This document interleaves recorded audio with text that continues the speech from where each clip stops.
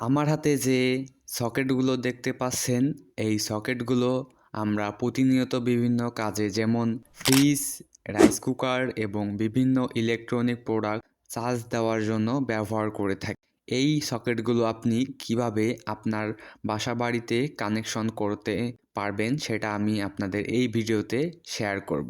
So কোনো পেঁচাল না পেরিয়ে চলো আমরা আমাদের সকেট কানেকশনের ভিডিওটা শুরু করি। 3 পিন সকেট বা কম্বাইন সকেট অনেক ধরনের হতে পারে।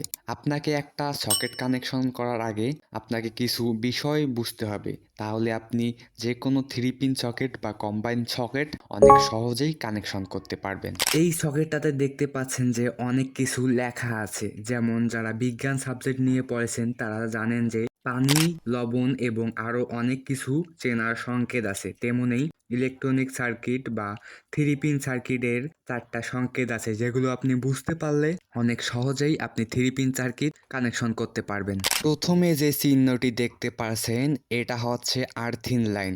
আমাদের মেইন বোর্ডে কালো এবং লাল তার ছাড়াও একটি তার আছে, এটা হচ্ছে আর্থিন।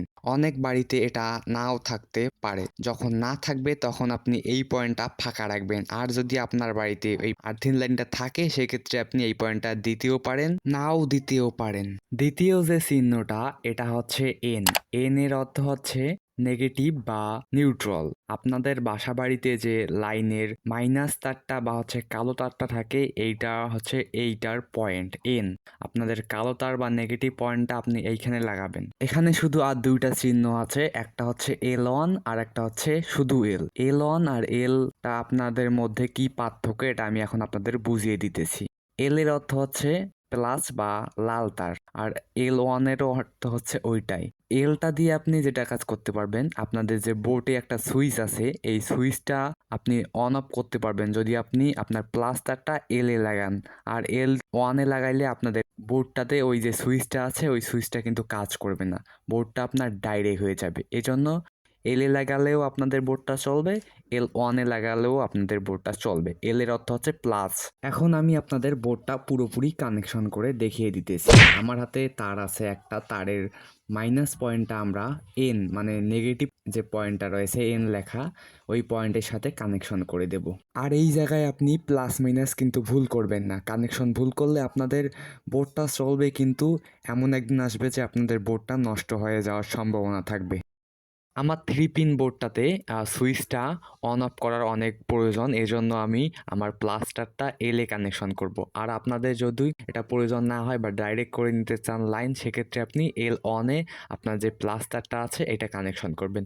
এখানে আপনার ইচ্ছা, আপনারা চাইলে সুইচটা ব্যবহারও করতে পারেন, চাইলে নাও করতে পারেন।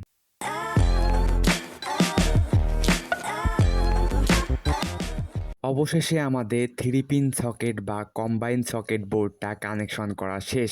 এখন আমি এটা লাইনে লাগিয়ে দেখব এটা কি আসলেও কাজ করতেছে কিনা। আমি বোর্ডটা লাইনে কানেকশন করে দিয়েছি। লাইনে কানেকশন করার পর দেখেন আমি সুইচটা অন করার পরে আমাদের ইন্ডিকেটর এলইডিটা কিন্তু জ্বলতেছে, তার মানে হচ্ছে আমাদের পুরো বোর্ডটাতে লাইন চলে গেছে। আপনারা চাইলে এইরকম ভাবে করতে পারেন, বা আপনারা চাইলে সুইচটা বাদ দিয়ে L1 এ কানেকশন করে ডাইরেক্টও করে নিতে পারেন।